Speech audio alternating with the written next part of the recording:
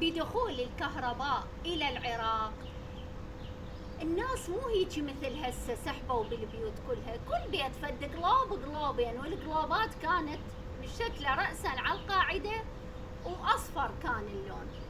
زين، فسابقا القماش اللماعي مو بس احنا الكرد نلبسه، كانوا حتى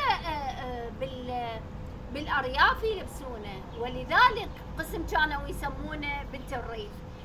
ولكن الدارج كان على قماش اللماعي طفي الضوء والحقني سموه على القماش اللماعي. إذا أحد المصطلحات اللي سووا بيها قماش طفي الضوء والحقني سموه، ليش؟ لأنه هو قلوب يعني، وهاي تجي لماعي، فما معناها أني قماشي هو ضوء. شكرا سهرة زنقلة.